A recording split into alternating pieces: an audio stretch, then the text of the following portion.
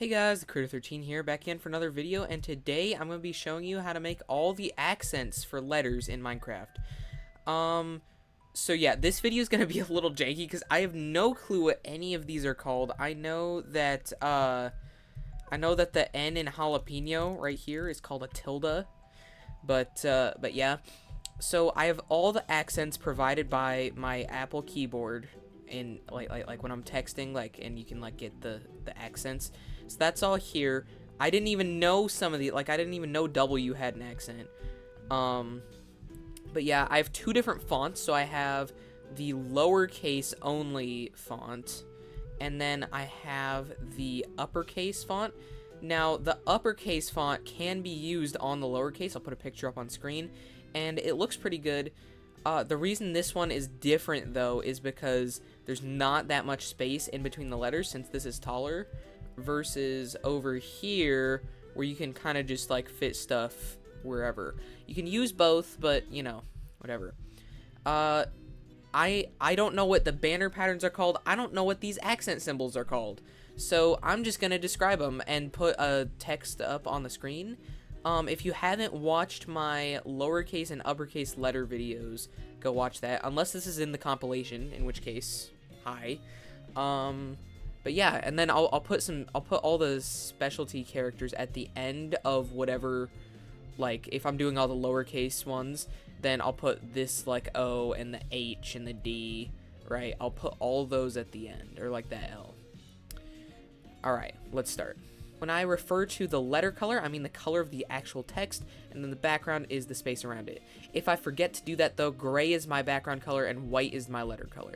Alright, we're going to start off with this symbol right here, and it's going to be pointing left. We're going to start off with our letter color diamond, and then we're going to get this diagonal right here in our background color. The right accent symbol, which is commonly used in Spanish writing, is exactly the same. So we take our diamond and our letter color, and we do that. And this time the corner is going to be in the top left. For this up arrow looking one, it'll pop on screen here.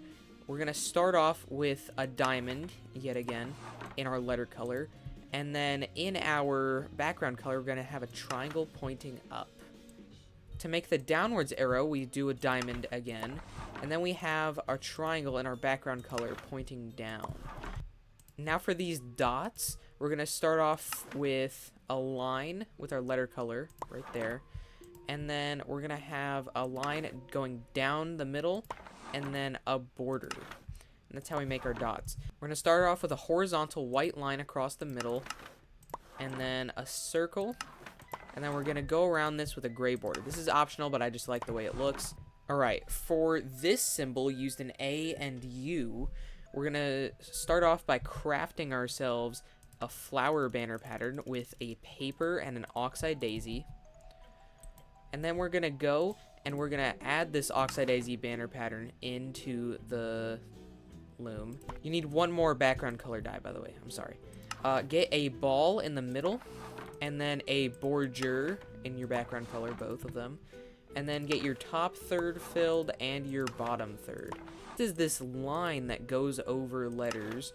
We're going to start with just a horizontal line and then make a border around it.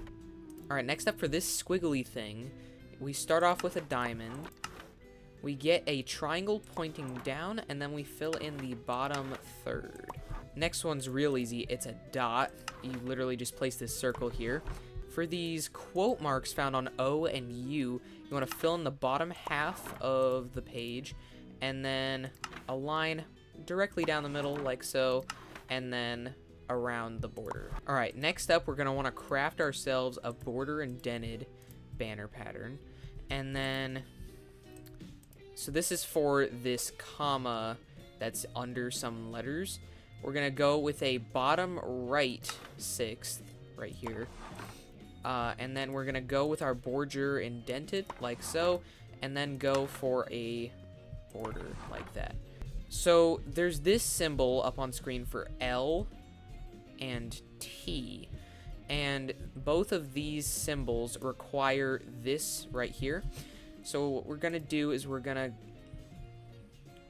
to grab a cauldron and a water bucket, as well as an extra gray dye, so 3 extra gray dye, and then 1 extra white dye. We're going to place a cauldron, a water bucket, rinse this out once, get rid of this one, and then in our loom, we're going to put that right there. We're going to place a line vertically down the middle, like so, with our background color. And then we're going to use this cross pattern, like so. And then we're going to grab our background color and do top half and horizontal middle line, like so. This goes on top of a lowercase l or a lowercase t. Now, used on D in this symbol, we have this. So top left 6th right here. And then we're going to go with a vertical middle line and then a border. The only stipulation with this is it has to be placed next to the D, so it acts almost as a space. Alright, next we have this symbol. So we start by getting a vertical line down the middle in our letter color, and a vertical line down the middle the other way in our letter color. We get a bottom half fill and a left third, not half, third fill. You place this in the bottom half of your banner. So you click on your letter to place this. That is all for the lowercase specific accents. Now we're going to go on to special characters. All right, we're going to start out with a bottom half fill in our letter color, and then a right third, and then we're going to take our background color and make a border around, and then finally we're going to go a top right 6th in our letter color. This makes this symbol not quite sure what that sounds like or what it does, but it's there. Next up is whatever this L is supposed to be. I couldn't make the line down the middle without it looking like a T. So here we are. So we're going to want to make ourselves a line across the middle like so, and a line across the middle down. So make a cross. And then we're going to add a border around it and with our background color. And also with our background color, do this stripey pattern. And that makes that. It looks kind of like a percentage sign, but it's the closest I could get.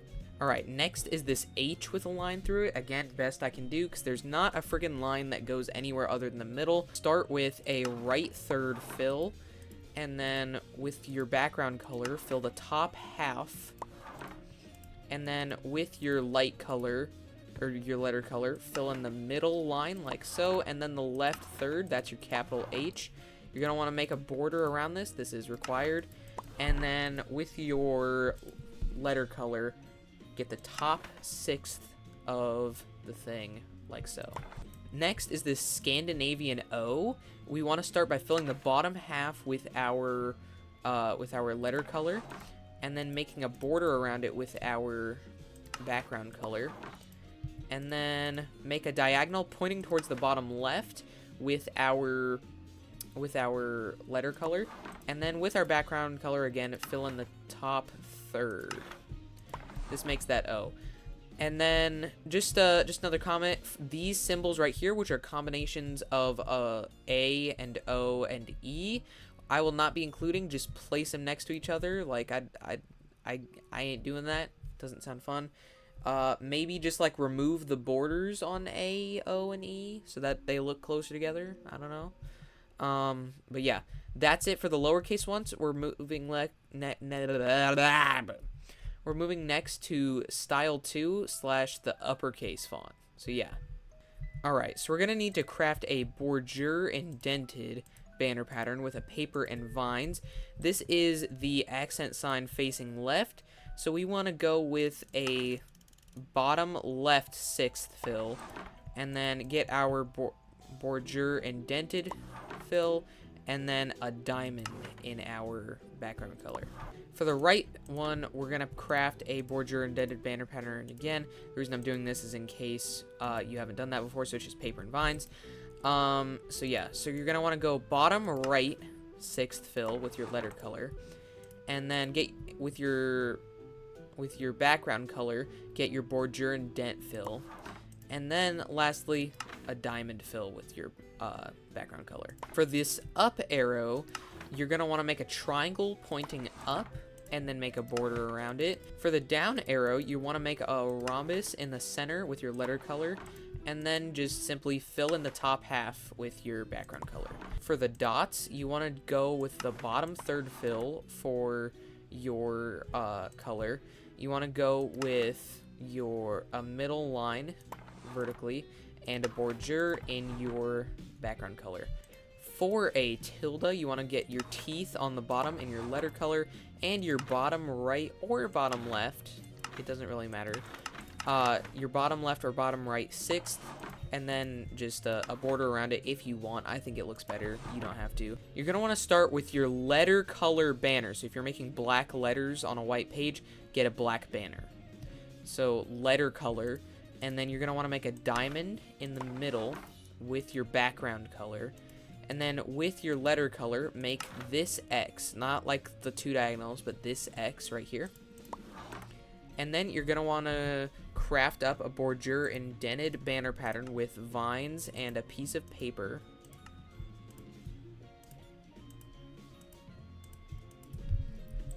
And use that with your background color. And then fill in the top half and make a border around. For this line, you just want to go with the bottom third fill and then the border. For whatever this is, you want to take your last one, which is just the bottom third fill and a loop, and take your background color and just add a diamond in it. Alright, for the dot, you want to go with your bottom third fill and then fill in either the left or the right third. It doesn't really matter, but just make it consistent across your text. So I'm going to fill in the left third and then do a border, and that makes like a little square. It's a little square. For these quotes used on O and U, you want to fill in the bottom half with your letter color, and then a line down the middle, and then border. And lastly, for this comma, you want to make a cross using the two perpendicular middle lines, and then you want to go with the top half fill, the bottom third fill, the left third fill, and a border. Alright, and then the sign used in the word facade, I'll put the letter on screen, that is the same as the one used before. If you want to, you could also just move the banner down, and that kind of works, but yeah. Alright, moving on to special characters.